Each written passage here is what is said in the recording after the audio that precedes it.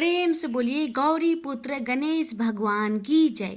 प्यारे भक्तों, आज श्रावण माह के दूसरे मंगलवार को आप सभी श्रवण करेंगे माँ मंगला गौरी की व्रत कथा।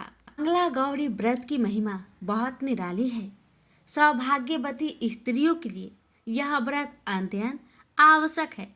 इस दिन माँ पार्वती हर मनोकामना को पूर्ण करती है।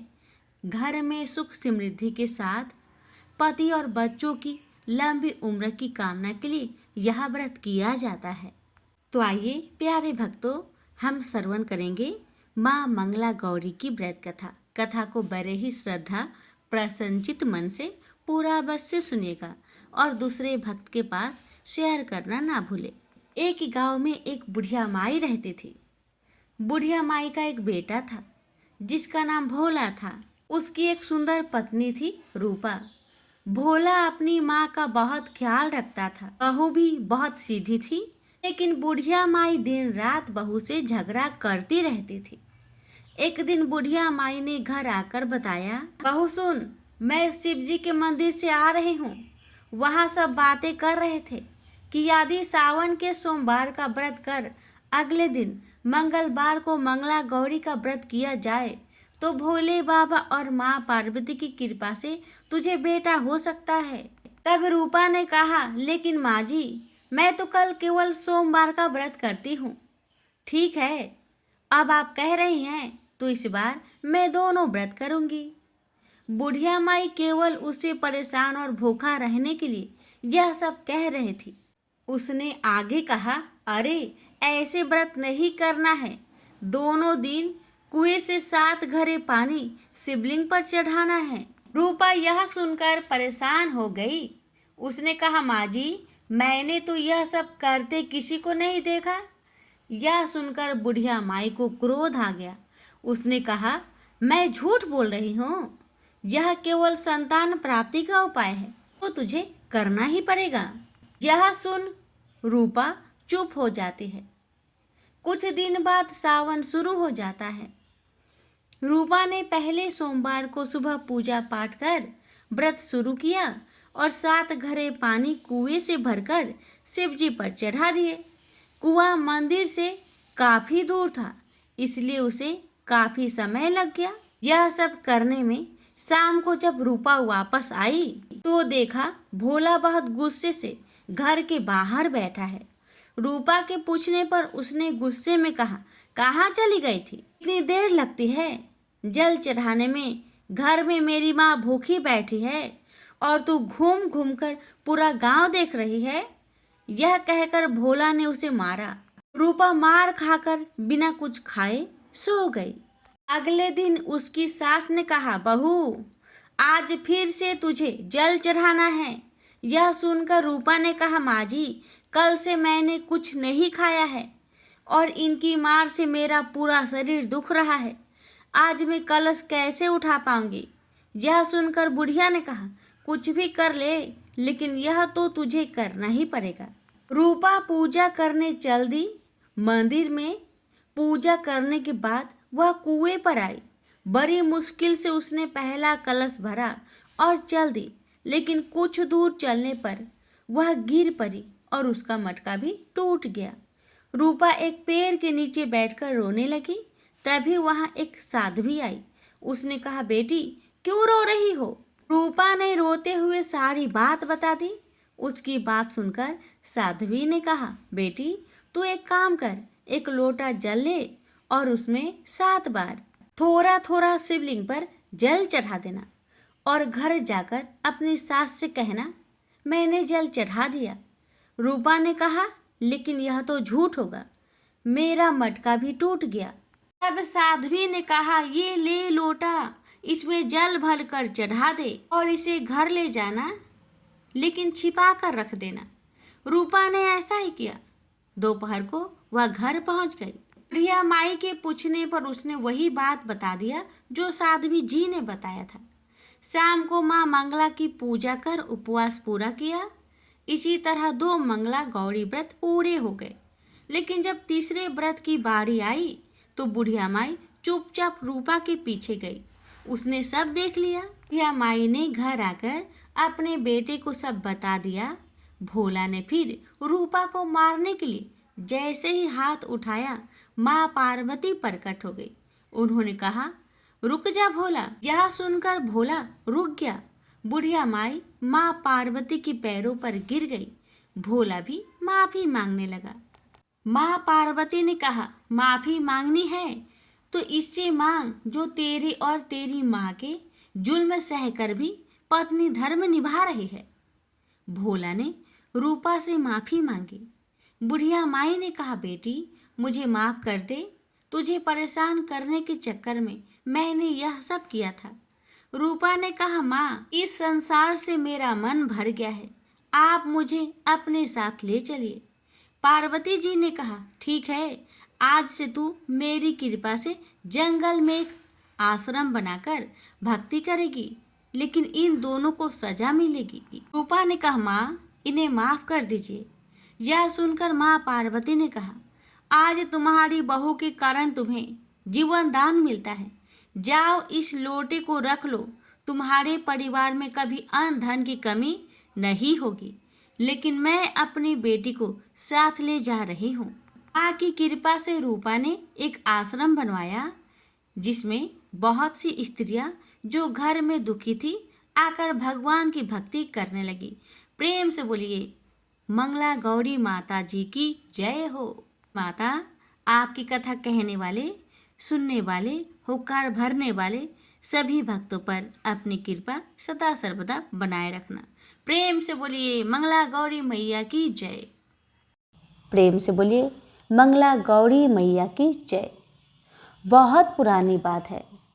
एक समय में कुरु नामक देश में श्रुति कृति बहुत प्रसिद्ध सर्वगुण संपन्न अति विद्वान राजा हुआ करता था, जो कि अनेकों कलाओं में तथा विशेष रूप से धनुष विद्या से निपुण था। संपूर्ण सुखों के बाद भी राजा बहुत दुखी और परेशान रहता था, क्योंकि उसके कोई पुत्र नहीं था। वह संतान सुख से वर्जित था, जिसके चलते राजा ने कई जप तप ध्यान और अनुष्ठान कर देवी की भक्ति भाव से तपस्या करी। राजा के भक्ति भाव और तपस्या को देखकर देवी प्रसन्न हुई और कहने लगी, हे राजन, मांगो, क्या मांगना चाहते हो? तब राजा ने कहा, माँ मैं सर्व सुखों व धन धान्य से समृद्ध हूँ। यदि कुछ नहीं है तो वह संतान सुख, जिससे मैं वंचित हूँ। मुझे वंश चलाने के लिए वरदान के रूप में एक पुत्र चाहिए माँ। देवी माँ ने कहा, राजन, यह बहुत ही दुर्लभ वरदान है, पर तुम्हारे तप से प्रसन्न होकर मैं यह वरदान देती हूँ। परंतु तुम्हारा पुत्र 16 वर्ष तक ही जीवित रहेगा। यह बात सुनकर राजा और उनकी पत्नी बहुत चिंतित हुए। सभी बातों को जानते हुए भी राजा रानी ने यह वरदान मांगा। देवी माँ के आशीर्वाद से रानी ने एक पुत्र को जन्म दिया। राजा ने उस बालक का नामकरण संस्कार कर उसका नाम चिरुई रखा। साल बीतते गए। राजा को अपने पुत्र की अकाल मृत्यु की चिंता सताने लगी। तब किसी विद्वान के कहे अनुसार राजा ने 16 वर्ष से पूर्व ही अपने पुत्र का विवाह एक ऐसी कन्या से कराया जो कि मंगला गौरी का व्रत करती थी, जिससे उस कन्या को भी व्रत के फल स्वरूप सर्वगुण संपन्न वर की प्राप्ति हुई तथा उस कन्या को सौभाग्यशाली व सदा सुहागन का वरदान प्राप्त था, जिससे विवाह के उपरांत उसके पुत्र की अकाल मृत्यु का दोष स्वतः ही समाप्त हो गया और राजा का वह पुत्र अपने नाम के अनुसार चिरायु हुआ। इस तरह जो भी स्त्री या कुंवारी कन्या पूरे भक्ति भाव से यह फलदायी मंगला गौरी का व्रत और कथा करती है, उसकी सब इच्छा पूर्ण होकर सर्व सुखों की प्राप्ति होती है। तो प्रेम से बोलिए, मंगला गौरी माता की जय। सेठ अमृतलाल के पास अपार संपत्ति थी, फिर भी वह दिन रात पैसा कमाने की ही सोच रहा था। वह भाग्य की विडंबना थी कि शादी के 15 वर्ष बाद भी उनका कोई संतान नहीं हुआ। यही कारण था कि खुशियां उनको काटने को दौड़ती थी। एक दिन जब सेठ अमृतलाल सायंकाल घर लौटे तो अपनी पत्नी को गहन चिंता में बिस्तर पर लेटे पाया। उन्होंने पास जाकर पूछा, प्रिय, तुम्हारी यह उदासी किस कारण है? तुम्हारा सारा शरीर सोने से लदा है, कोठी, नौकर चाकर, धन दौलत सभी कुछ तो है, फिर तुम्हारी उदासी का क्या कारण है? मुझे समझ नहीं आ रहा। उसकी पत्नी लज्जवंती ने कहा, हे स्वामी, यह सही है कि हमारे पास अतुल संपत्ति है, लेकिन यह है किसके लिए? अमृतलाल ने पूछा, तुम कहना क्या चाहती हो? लज्जवंती ने कहा, जब हमारे संतान ही नहीं है तो यह धन दौलत बेकार ही तो है। अमृतलाल ने लज्जवंती को दिलासा देते हुए कहा, तुम तो अच्छी तरह जानती हो कि संतान प्राप्ति के लिए हमने क्या कुछ नहीं किया। हालांकि हम दोनों की डॉक्टरी जांच में कोई दोष भी नहीं पाया गया। लगता है हमारे भाग्य में संतान सुख। इस तरह दोनों पति पत्नी एक दूसरे के दुख को समझकर उदास हो गए। तभी एक नौकरानी दौड़ती हुई उनके पास आई और बोली, मालकिन, एक बहुत ही पहुंचे हुए महात्मा द्वार पर आए हैं। दोनों ने सोचा शायद संतों की कृपा से ही कोई उपाय हाथ लग जाए, और वे दोनों द्वार पर आ गए। महात्मा के चरण स्पर्श कर उन्हें विशेष कक्ष में लाकर उच्च आसन पर विराजमान कराया और स्वयं धरती पर बैठ गए। दोनों ने उनकी बहुत सेवा की। सेवा से प्रसन्न होकर महात्मा ने कहा, मैं तुम लोगों की सेवा से बहुत प्रसन्न हुआ हूँ, जो चाहो वर मांग लो।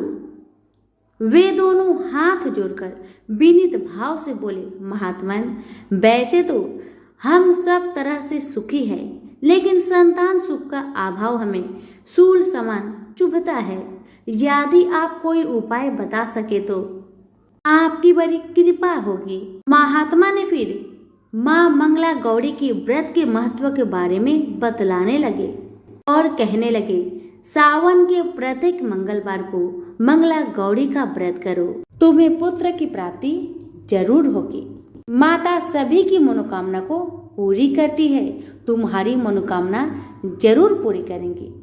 अब दोनों पति पत्नी ने श्रद्धा पूर्वक मंगला गौरी का व्रत करना आरंभ कर दिया, जिसके फलस्वरूप माता की कृपा से लज्जवंती गर्भवती हुई और 9 माह बाद सुंदर व गुणवान पुत्र को जन्म दिया। यह सब माँ की कृपा के कारण ही हुआ था। पुत्र के अवसर पर घर में आनंद उत्सव का माहौल बन गया। खुशियां तो मानो घर के हर कोनों में बिखरी सी पड़ी थी। फिर दोनों पति पत्नी अपने पुत्र सहित सकुशल सुखपूर्वक जीवन यापन करने लगे। तो सभी प्रेम से बोलिए, मंगला गौरी माता की जय। अब सुनिए भोलेनाथ की 5 बेटियों की कथा। भारत में शिव जी को भगवान के रूप में तथा देवी पार्वती को माँ के रूप में पूजा जाता है। भगवान शिव को देवों के देव भी कहते हैं। इनके अन्य नाम महादेव, भोलेनाथ, नीलकंठ तथा शंकर आदि है। शिव के गले में नाग देवता विराजित है। उनके हाथों में डमरू और त्रिशूल रहता है। माँ पार्वती भगवान शिव की पत्नी है। माँ पार्वती देवी सती का ही रूप है। माँ पार्वती को उमा तथा गौरी आदि नामों से भी जाना जाता है। माँ पार्वती का जन्म हेमंत नरेश के घर हुआ था, जो कि हिमालय का अवतार थे। माँ पार्वती ने भगवान शिव को पति रूप में पाने के लिए घोर तप किया था तथा अपने कठोर तप में वह सफल भी हुई। अपने भगवान शिव तथा देवी पार्वती से संबंधित कई कथाएं भी सुनी होगी, परंतु भगवान शिव की 5 बेटियों की कथा के बारे में केवल कुछ ही लोग जानते हैं। तो सुनिए कथा। एक दिन भगवान शिव और माँ पार्वती एक सरोवर में जल क्रीड़ा कर रहे थे। उस समय भगवान शिव का वीर्य खलन हो गया। तब महादेव ने वीर्य को एक पत्ते पर रख दिया। उन वीर्यों से 5 कन्याओं का जन्म हो गया, परंतु यह कन्याएं मनुष्य रूप में ना होकर सर्प रूप में थी। माँ पार्वती को इस विषय में कोई जानकारी नहीं थी, परंतु भगवान शिव तो सब जानते थे कि वो अब 5 नाग कन्याओं के पिता है। कौन पिता नहीं चाहता कि वह अपनी पुत्रियों के साथ खेले। महादेव भी अब एक पिता थे और वह भी अपनी पुत्रियों के साथ समय बिताना चाहते थे तथा उनके साथ खेलना चाहते थे। इसलिए पुत्री मोह के कारण भगवान शिव अब हर दिन उस सरोवर पर नाग कन्याओं से मिलने आते थे तथा उनके साथ खेलते थे। प्रतिदिन महादेव का ऐसे चले जाने से देवी पार्वती को शंका हुई, इसलिए उन्होंने भगवान शिव का रहस्य जानने की कोशिश की। एक दिन जब महादेव सरोवर की ओर जाने लगे तो देवी पार्वती उनके पीछे पीछे सरोवर पर पहुंच गई। वहां देवी पार्वती ने भगवान शिव को नाग कन्याओं के साथ खेलते हुए देखा। यह देखकर देवी पार्वती को बहुत क्रोध आया। क्रोध के वशीभूत होकर देवी पार्वती ने नाग कन्याओं को मारना चाहा। जैसे ही उन्होंने नाग कन्याओं को मारने के लिए अपना पैर उठाया तो भगवान शिव ने कहा कि यह आपकी पुत्रियां है। देवी पार्वती बहुत आश्चर्यचकित हुई।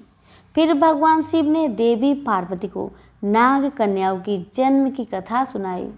कथा सुनकर देवी पार्वती हंसने लगी। भगवान शिव ने बताया कि इन नाग कन्याओं का नाम है जया, बिचहर, शामिलबारी, देवर, दोतिली। भगवान शिव ने अपनी पुत्रियों के बारे में बताते हुए कहा कि सावन में जो भी इन कन्याओं की पूजा करेगा उसे सर्प भय नहीं रहेगा। इन कन्याओं की पूजा करने से परिवार के सदस्यों को सांप नहीं डसेगा। यही कारण है कि सावन में भगवान शिव की 5 नाग पुत्रियों की पूजा की जाती है। तो प्रेम से बोलिए उमापति शंकर भगवान की जय, नाग माताओं की जय। अब सुनिए मंगलवार हनुमान जी की कथा। व्यास जी ने कहा, एक बार नैमिषारण्य तीर्थ में 80,000 मुनि एकत्र होकर पुराणों के ज्ञाता श्री सूत जी से पूछने लगे, हे महामुने, आपने हमें अनेक पुराणों की कथाएं सुनाई है। अब कृपा करके हमें ऐसा व्रत और कथा बताए जिसके करने से संतान की प्राप्ति हो तथा मनुष्य को रोग, शोक, अग्नि, स्वर्ग दुख आदि का भय दूर हो जाए, क्योंकि कलयुग में सभी जीवों की आयु बहुत कम है। फिर इस पर उन्हें रोग, चिंता के कष्ट लगे रहेंगे तो फिर वह श्री हरि के चरणों में अपना ध्यान कैसे लगा सकेंगे। श्री सूत जी बोले, हे मुनियों, आपने लोक कल्याण के लिए बहुत ही उत्तम बात पूछी है। एक बार युधिष्ठिर ने भगवान श्री कृष्ण से लोक कल्याण के लिए यही प्रश्न किया था। भगवान श्री कृष्ण और युधिष्ठिर का संवाद तुम्हारे सामने कहता हूँ, ध्यान देकर सुनो। एक समय पांडवों की सभा में श्री कृष्ण जी बैठे हुए थे। तब युधिष्ठिर ने भगवान श्री कृष्ण से प्रश्न किया, हे प्रभु नंद नंदन गोविंद, आपने मेरे लिए अनेकों कथाएं सुनाई है। आज आप कृपा करके ऐसा व्रत या कथा सुनाएं जिसके करने से मनुष्य को रोग, चिंता का भय समाप्त हो और उसको पुत्र की प्राप्ति हो। हे प्रभु, बिना पुत्र के जीवन व्यर्थ है। पुत्र के बिना मनुष्य नरकगामी होता है। पुत्र के बिना मनुष्य प्रेत ऋण से छुटकारा नहीं पा सकता और ना ही उसका पुण्य नामक नरक से उद्धार हो सकता है। अतः पुत्रदायक व्रत बतलाए। श्री कृष्ण भगवान बोले, हे राजन, मैं एक प्राचीन इतिहास सुनाता हूँ, आप उसे ध्यान पूर्वक सुनो। कुंडलपुर नामक एक नगर था। उसमें नंदा नामक एक ब्राह्मण रहता था। भगवान की कृपा से उसके पास सब कुछ था, फिर भी वह दुखी था। इसका कारण यह था कि ब्राह्मण की स्त्री सुनंदा के कोई संतान न थी। सुनंदा पतिव्रता थी, भक्ति पूर्वक श्री हनुमान जी की आराधना करती थी। मंगलवार के दिन व्रत करके अंत में भोजन बनाकर हनुमान जी को भोग लगाने के बाद स्वयं भोजन करती थी। एक बार मंगलवार के दिन ब्राह्मणी गृह कार्य की अधिकता के कारण हनुमान जी को भोग न लगा सकी, तो इस पर उसे बहुत दुख हुआ। उसने कुछ भी नहीं खाया और अपने मन में प्रण किया कि अब तो अगले मंगलवार को ही हनुमान जी का भोग लगाकर अन्न जल ग्रहण करूंगी। ब्राह्मणी सुनंदा प्रतिदिन भोजन बनाती, श्रद्धापूर्वक पति को खिलाती, परंतु स्वयं भोजन नहीं करती और मन ही मन श्री हनुमान जी की आराधना करती थी। इसी प्रकार 6 दिन गुजर गए और ब्राह्मणी सुनंदा अपने निश्चय के अनुसार भूखी प्यासी निराहार रही। अगले मंगलवार को ब्राह्मणी सुनंदा प्रातः काल ही बेहोश होकर गिर पड़ी। ब्राह्मणी सुनंदा की इस असीम भक्ति के प्रभाव से श्री हनुमान जी बहुत प्रसन्न हुए और प्रकट होकर बोले, सुनंदा, मैं तेरी भक्ति से बहुत प्रसन्न हूँ, तू उठ और वर मांग। सुनंदा अपने आराध्य देव श्री हनुमान जी को देखकर आनंद की अधिकता विह्वल हो श्री हनुमान जी के चरणों में गिरकर बोली, हे प्रभु, मेरी कोई संतान नहीं है, कृपा करके मुझे संतान प्राप्ति का आशीर्वाद दे, आपकी यदि कृपा होगी। श्री महावीर जी बोले, तेरी इच्छा पूर्ण होगी, तेरे एक कन्या पैदा होगी, उसके अष्टांग प्रतिदिन सोना दिया करेंगे। इस प्रकार कहा। श्री महावीर जी अंतर ध्यान हो गए। ब्राह्मणी सुनंदा बहुत हर्षित हुई और सभी समाचार अपने पति से कहा। ब्राह्मण देव कन्या का वरदान सुनकर कुछ दुखी हुए, परंतु सोना मिलने की बात सुनी तो बहुत प्रसन्न हुए। विचार किया कि ऐसी कन्या के साथ मेरी निर्धनता समाप्त हो जाएगी। श्री हनुमान जी की कृपा से वह ब्राह्मणी गर्भवती हुई और 10वें महीने में उसे बहुत ही सुंदर पुत्री प्राप्त हुई। यह बच्ची अपने पिता के घर ठीक उसी तरह से बढ़ने लगी जिस प्रकार शुक्ल पक्ष का चंद्रमा बढ़ता है। 10वें दिन ब्राह्मण ने उस बालिका का नामकरण संस्कार करवाया। उसके कुल पुरोहित ने उस बालिका का नाम रत्नावली रखा, क्योंकि यह कन्या सोना प्रदान किया करती थी। इस कन्या ने पूर्व जन्म में बड़े ही विधान से मंगल देव का व्रत किया था। रत्नावली का अष्टांग बहुत सा सोना देता था। उस सोने से नंदा ब्राह्मण बहुत ही धनवान हो गया। अब ब्राह्मणी भी बहुत अभिमान करने लगी थी। समय बीतता रहा। अब रत्नावली 10 वर्ष की हो चुकी थी। एक दिन जब नंदा ब्राह्मण प्रसन्न चित्त था, तब सुनंदा ने अपने पति से कहा, मेरी पुत्री रत्नावली विवाह की योग हो गई है, अतः आप कोई सुंदर तथा योग वर देखकर इसका विवाह कर दे। जा सुन ब्राह्मण बोला, अभी तो रत्नावली बहुत छोटी है। तब ब्राह्मणी बोली, शास्त्रों की आज्ञा है कि कन्या 8वें वर्ष में गौरी, 9 वर्ष में राहिनी, 10वें वर्ष में कन्या, इसके पश्चात रजवाला हो जाती है। गौरी की दान से पाताल लोक की प्राप्ति होती है, राहिनी के दान से बैकुंठ लोक की प्राप्ति होती है, कन्या के दान से इंद्र लोक में सुखों की प्राप्ति होती है। अगर हे पतिदेव रजवाला का दान किया जाता है तो घोर नरक की प्राप्ति होती है।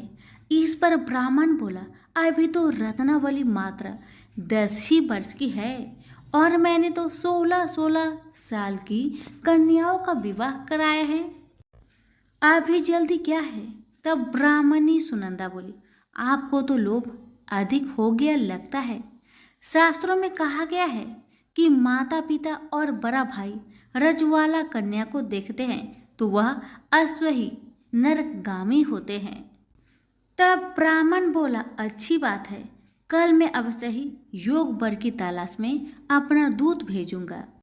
दूसरे दिन ब्राह्मण ने अपने दूत को बुलवाया और आज्ञा दी कि जैसी सुंदर मेरी कन्या है वैसा ही सुंदर वर उसके लिए तलाश करो।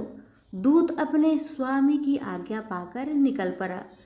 पंपई नगर में उसने एक सुंदर लड़के को देखा। यह बालक एक ब्राह्मण परिवार का बहुत गुणवान पुत्र था। इसका नाम सोमेश्वर था। दूत ने इस सुंदर व गुणवान ब्राह्मण पुत्र के बारे में अपने स्वामी को पूर्ण विवरण दिया। ब्राह्मण नंदा को भी सोमेश्वर अच्छा लगा और फिर शुभ मुहूर्त में विधि पूर्वक कन्यादान करके ब्राह्मण ब्राह्मणी संतुष्ट हुए। परंतु ब्राह्मण के मन में तो लोभ समाया हुआ था। उसने कन्यादान तो कर दिया था पर वह बहुत खिन्न भी था। उसने विचार किया कि रत्नावली तो अब चली जाएगी और मुझे इससे जो सोना मिलता था वह अब नहीं मिलेगी। मेरे पास जो धन था कुछ तो इसके विवाह में खर्च हो गया और जो शेष बचा है वह भी कुछ दिनों पश्चात समाप्त हो जाएगी। मैंने तो इसका विवाह करके बहुत बड़ी भूल कर दी है। अब कोई ऐसा उपाय हो कि रत्नावली मेरे घर में ही बनी रहे, अपने ससुराल ना जाए। लोभ रूपी राक्षस ब्राह्मण के मस्तिष्क पर छाता जा रहा था। रात भर अपनी सैया पर बेचैनी से करवट बदलते बदलते उसने एक बहुत ही क्रूर निर्णय लिया। उसने विचार किया कि जब रत्नावली को लेकर उसका पति सोमेश्वर अपने घर के लिए जाएगा तो वह मार्ग में छिपकर सोमेश्वर का वध कर देगा और अपनी लड़की को अपने घर ले आवेगा, जिससे नियमित रूप से उसे सोना भी मिलता रहेगा और समाज का कोई मनुष्य उसे दोष भी नहीं देगा। प्रातःकाल हुआ तो नंदा और सुनंदा ने अपनी जामाई तथा लड़की को बहुत सारा धन देकर विदा कर दिया। सोमेश्वर अपनी पत्नी रत्नावली को लेकर ससुराल से अपने घर की तरफ चल दिया। ब्राह्मण नंदा महालोभ के भसीभूत हो अपनी मति खो चुका था। पाप पुण्य को उसे विचार न रहा था। अपने भयानक व क्रूर निर्णय को कार्य रूप देने के लिए उसने अपने दूत को मार्ग में अपने जामाई का वध करने के लिए भेज दिया था, ताकि रत्नावली से प्राप्त होने वाला सोना उसे हमेशा मिलता रहे और वो कभी निर्धन ना हो। ब्राह्मण के दूत ने अपने स्वामी की आज्ञा का पालन करते हुए उसके जामाई सोमेश्वर का मार्ग में ही वध कर दिया। समाचार प्राप्त कर ब्राह्मण नंदा मार्ग में पहुंचा और रोदन करती अपनी पुत्री रत्नावली से बोला, हे पुत्री, मार्ग में लुटेरों ने तेरे पति का वध कर दिया है। भगवान की इच्छा का आगे किसी का कोई वश नहीं चलता है। अब तू घर चल, वहां पर ही रहकर शेष जीवन व्यतीत करना। जो भाग्य में लिखा है वही होगा। अपने पति की अकाल मृत्यु से रत्नावली बहुत दुखी हुई। करुण क्रदन व रुदन करते हुए अपने पिता से बोली, हे पिताजी, इस संसार में जिस स्त्री का पति नहीं है उसका जीना व्यर्थ है। मैं अपने पति के साथ ही अपने शरीर को जला दूंगी और सती होकर आपने इस जन्म को माता पिता के नाम को तथा सास ससुर के यश को सार्थक करूंगी। ब्राह्मण नंदा अपनी पुत्री रत्नावली के वचनों को सुनकर बहुत दुखी हुआ। विचार करने लगा, मैंने व्यर्थ ही जामाई का वध का पाप अपने सिर लिया। रत्नावली तो उसके पीछे अपने प्राण तक देने को तैयार है। मेरा तो दोनों तरफ से मरण हो गया। धन तो अब मिलेगा नहीं। जामाई वध के पाप के फलस्वरूप यम यातना भी भुगतनी पड़ेगी। यह सोचकर वह बहुत खिन्न हुआ। सोमेश्वर की चिता बनाई गई। रत्नावली सती होने की इच्छा से अपने पति का सिर अपने गोद में रखकर चिता में बैठ गई। जैसे ही सोमेश्वर की चिता को अग्नि लगाई गई, वैसे ही प्रसन्न हो मंगलदेव वहां प्रकट हुए और बोले, हे रत्नावली, मैं तेरी पति भक्ति से बहुत प्रसन्न हूँ, तू वर मांग। रत्नावली ने अपने पति का जीवन दान मांगा। तब मंगलदेव बोले, रत्नावली, तेरा पति अजर अमर है, यह महाविद्वान भी होगा, और इसके अतिरिक्त तेरी जो इच्छा हो वर मांग। तब रत्नावली बोली, हे ग्रहों के स्वामी, यदि आप मुझ पर प्रसन्न है तो मुझे यह वरदान दीजिए कि जो भी मनुष्य मंगलवार के दिन प्रातःकाल लाल पुष्प लाल चंदन से पूजा करके आपका स्मरण करे, उसको रोग व्याधि ना हो, सज्जनों का कभी वियोग ना हो, सर्प अग्नि तथा शत्रुओं का भय ना रहे। जो स्त्री मंगलवार का व्रत करे वह कभी विधवा ना हो। मंगलदेव तथास्तु कहकर अंतर ध्यान हो गए। सोमेश्वर मंगलदेव की कृपा से जीवित हो उठा। रत्नावली अपने पति को पुनः प्राप्त कर बहुत प्रसन्न हुई और मंगलदेव का व्रत प्रत्येक मंगलवार को करके व्रतराज और मंगलदेव की कृपा से इस लोक में सुख ऐश्वर्य को भोगते हुए अंत में पति के साथ स्वर्ग लोक को गई। तो प्रेम से बोलिए मंगलदेव की जय हो। पौराणिक कथाओं के अनुसार एक गांव में एक विधवा अपनी बहू के साथ रहती थी। उसकी बहू मंद बुद्धि वाली थी, जो अपनी भूख बर्दाश्त नहीं कर पाती थी और हमेशा खाने के लिए उतारू रहती थी। वह सबसे पहले उठकर खाना खाती थी, फिर घर के बाकी काम किया करती थी। एक दिन विधवा ने अपने घर में पूजा करवाने का सोचा, लेकिन वह थोड़ी परेशान थी क्योंकि उसकी बहू अगली सुबह उठते ही खाने के लिए दौड़ेगी और पूजा के लिए बनाए गए पकवान को जूठा कर देगी। अपनी बहू को पूजा के लिए बनाए गए पकवान से दूर रखने के लिए विधवा ने एक तरीका निकाला। पूजा वाले दिन उसने एक मटका लिया और उसके नीचे एक छेद कर दिया और अपनी बहू से बोली कि आज तो पूजा है, इसलिए खाना खाने से पहले पानी भर के ले आओ। बहू भी चालाक निकली। उसने देख लिया था कि विधवा ने मटके के नीचे छेद कर दिया है, इसलिए वह अपनी साड़ी में आटा बांधकर पनघट पर चली गई। वहां उसने आटा निकाला और कुएं के पानी के मदद से बाटियां बनाने लग गई। कुएं के पास ही एक शमशान था जहां चिता जलाई जा रही थी। बहू ने उसकी आंच में अपनी बाटियां सेक ली। उसकी बाटियां सूखी थी तो वह पास में ही गणेश भगवान का एक मंदिर था। बहू वहां पर चली गई जहां गणेश जी को किसी ने चोला चढ़ाया हुआ था। उसने देखा कि गणेश जी की तोंद पर घी लगा हुआ है। उसने उस घी को अपनी बाटी पर लगा लिया और उसका भोग गणेश जी को लगाकर वह बाटी खा ली और बहू घर वापस चली आई। बहू की इस हरकत पर गणेश जी को बहुत गुस्सा आया और उन्होंने गुस्से में अपने नाक पर उंगली चढ़ा लिया। जब गांव वाले ने देखा कि गणेश जी ने अपने नाक के ऊपर उंगली चढ़ा लिया है, तो उन्हें मनाने के लिए बहुत जद्दोजहद किया गया, लेकिन गणेश जी ने अपनी उंगली वापस नहीं उतारी। जब यह बात राजा को पता चली तो राजा ने बड़े बड़े पंडितों और ज्योतिषियों को बुलवाया और हवन करवाया, लेकिन गणेश जी फिर भी नहीं माने। सब बहुत चिंतित थे। राजा ने पूरे गांव में यह ऐलान करवा दिया कि जो भी इंसान गणेश जी की नाक पर से उंगली हटाने में सफल होगा, उसे इनाम के तौर पर 5 गांव दिया जाएगा। गांव के सभी लोग गणेश जी को मनाने आए, लेकिन गणेश जी किसी से भी न माने और अपनी उंगली नाक पर चढ़ाए रखे। अंत में विधवा की बहू बोली कि अगर सब उसे आज्ञा दे तो वह गणेश जी की उंगली हटा सकती है। उसकी बात सुनकर उसकी विधवा सासू माँ हंसने लगी और बोली कि जब बड़े बड़े विद्वान कुछ नहीं कर पाए तो वह कैसे गणेश जी को मना पाएगी।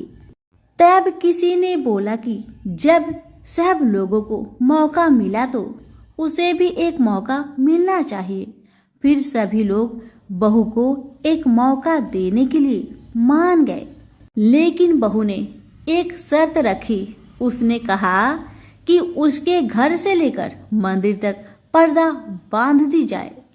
सब लोगों ने सोचा कि इतना तो हो ही चुका है तो पर्दा बांधने में क्या जाता है। बहू के कहे अनुसार उसके घर से लेकर मंदिर तक पर्दा लगाया गया। बहू ने अपना दिमाग लगाया और वह अपने साड़ी की आंचल में मोगली छिपाकर मंदिर चली गई। अब बहू ने मंदिर में जाकर गणेश जी से बोला कि मैंने आपके तोंद से जरा सा घी क्या ले लिया, आपने अपने नाक पर उंगली चढ़ा ली। अब आप नाक पर से उंगली हटाइए या दूं एक मोगरी की, अभी आपके टुकड़े टुकड़े हो जाएंगे। बहू की यह चेतावनी सुनकर गणेश जी थोड़ा डर गए और उन्होंने सोचा कि यह तो पूरी पागल है, कहीं सच में यह मुझे मोगरी न मार दे। अब तो गणेश जी ने बिना सोचे समझे अपनी नाक पर से उंगली हटा ली, जिसे देखकर गांव वाले बहुत खुश हो गए और बहू का जय जयकार करने लगे। राजा के ऐलान के मुताबिक बहू को 5 गांव इनाम में दिए गए। यह कथा सुनकर लोग गणेश भगवान से यह मांगते हैं कि वह भी उस बहू की तरह सबकी बात मान जाए और उनकी सभी मनोकामनाएं पूरी करे। तो प्रेम से बोलिए गणेश महाराज की जय हो। कथा अच्छी लगे तो लाइक शेयर करना बिल्कुल न भूले। धन्यवाद।